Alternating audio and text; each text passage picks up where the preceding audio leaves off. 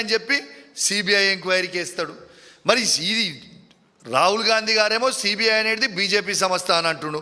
మరి నువ్వు ఎవరితో చర్చ చేసుకొని సిబిఐ ఎంక్వైరీ చేయించినావు?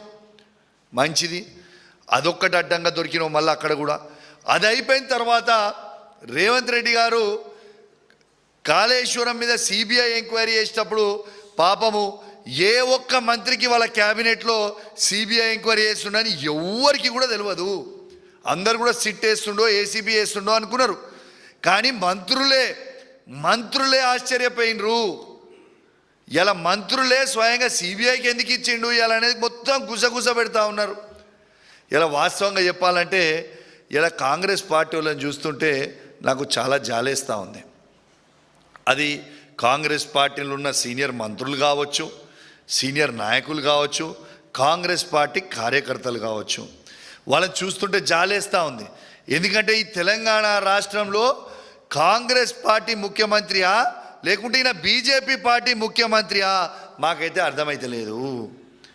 కానీ కాంగ్రెస్ పార్టీ కార్యకర్తలని నాయకులని చూస్తుంటే జాలేస్తూ ఉంది. ఎందుకంటే రేవంత్ రెడ్డి గారు కాంగ్రెస్ పార్టీని తీసుకుపోయి నడి సముద్రంలో ముంచుతూ ఉన్నాడు. మొత్తము బీజేపీకే సాయం చేస్తూ ఉన్నాడు. ఇలా నరేంద్ర మోడీ గారు ఏది చెప్తే అది ఇవాళ రేవంత్ రెడ్డి గారు చేస్తూ ఉన్నారు. ఇలా ఒక్కటి నేను అడుగుతా ఉన్నా, ఇలా బీజేపీ వాళ్ళకి రేవంత్ రెడ్డి గారికి ఇలా టైఅప్ లేకపోతే నేను మరొక్కసారి సవాలు విసురుతా ఉన్నా. ఇలా గ్రూప్ 1 ఎగ్జామ్ మీద బాజాబ్తు ఇలా గ్రూప్ 1 పోస్టులో అమ్ముకున్నారు మీరు అని బాజాబ్తు మేము చెప్పినాం. హైకోర్టు కూడా చాలా సీరియస్గా దాని మీద ఆర్డర్ ఇచ్చింది.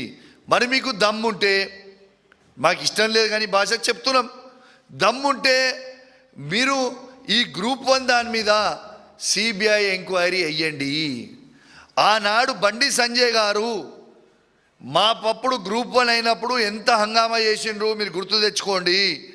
మరియు ఇవాళ గ్రూప్ 1 మీద ఇంత పెద్ద స్కామ్ అయితే బండి సంజయ్ గారే ఈ భారతదేశానికి హోమ్ మినిస్టరు. మరి బండి సంజయ్ గారు, మీరు రేవంత్ రెడ్డి గారు, బీజేపీ వాళ్ళు, కాంగ్రెస్ వాళ్ళు టైఅప్ లేకపోతే గ్రూప్ 1 మీద సిబిఐ ఎంక్వైరీ అయ్యండి. ఎందుకు దాని మీద వెయ్యరు? ఎందుకంటే వాళ్ళు టైఅప్ ఉన్నారు కాబట్టి. ఎక్కడ వేస్తారు? వెయ్యరు. కానీ దీన్ని చాలా సీరియస్గా తీసుకోవాల్సిన అవసరం ఉన్నది. ఇవాళ తెలంగాణ బిడ్డ అయిన సుదర్శన్ రెడ్డి గారు నిలబడితే వారికి వెన్నుపోటు పొడిచింది ఇవాళ అదే రేవంత్ రెడ్డి గారు. రేవంత్ రెడ్డి గారు ఏమన్నారు మరోసారి చెప్తున్నాను, మీ అందరికి గుర్తు చేస్తున్నాను. రాహుల్ గాంధీ గారు చెప్పిర్రు, నేను నిలబెట్టినా. కానీ నరేంద్ర మోడీ గారు చెప్పిర్రు, ఓట్లు మాత్రం బీజేపీకి వేయించిన. ఇది వాస్తవం. ఇది నేను చెప్పింది.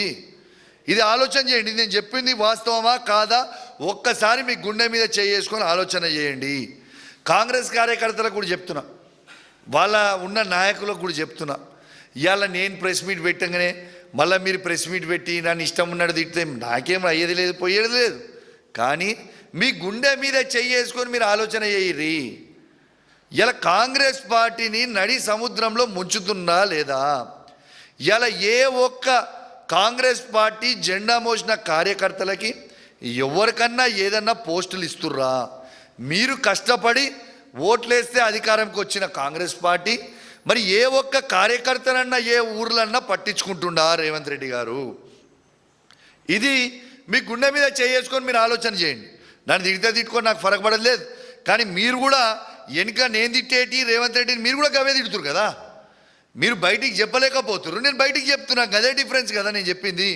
కాబట్టి ఇవాళ మీకు అందరు కూడా ఆలోచించాలని విజ్ఞప్తి చేస్తూ ఉన్నా. ఇవాళ ఇది చాలా సీరియస్ అయిన అలిగేషన్ ఇది నేను చేసింది. ఇది ఖచ్చితంగా ప్రతి మీడియాలో కవర్ చేయాలి. ఖచ్చితంగా తెలంగాణలో ఉన్న కాంగ్రెస్ పార్టీ ఎంపీలందరూ కూడా బీజేపీ క్యాండిడేట్ అయిన వారికి ఇవాళ ఓట్లు వేసిండ్రు వైస్ ప్రెసిడెంట్ ఎలక్షన్లలో. This is very very clear. So నేను రిక్వెస్ట్ చేస్తున్నా, దీని మీద కూడా ఖచ్చితంగా ఆలోచన చేయాలి. ఇలా ఎట్లా, ఎందుకంటే దీని మీద ఏ ఎంక్వైరీ ఏమన్నా కూడా వేయరు, ఎందుకంటే దాని మీద ఓటింగ్ కాబట్టి దాని మీద వేయరు. కానీ దీని మీద ఇది చెప్పింది నిజం. మరి జయరాం రమేష్ 315 పక్కా పడ్డాయి ఓట్లు అంటే మరి ఎలక్షన్ కమిషన్ ఏమో 300 ఓట్లు పడ్డాయని ఎట్లా చెప్తుంది భయ్? ఇది కావాలంటే ఒక్కసారి ఆ వీడియో కూడా ఇంటరంటే మీరు వినండి. ఒకసారి ఎలక్షన్ కమిషన్ చెప్పిన వీడియో మీకు ఒక్కసారి వినిపిస్తా. ఆయన కూడా డిక్లేర్ చేసిన ఓట్లు మీరు అందరు కూడా ఒక్కసారి వినాలని మీ అందరు కూడా విజ్ఞప్తి చేస్తున్నా. ఆ వీడియో కూడా మీకు చూపిస్తా, వాళ్ళ ఎలక్షన్ డిక్లేర్ చేసింది. Shri Buchireddy Sudarshan Reddy has secured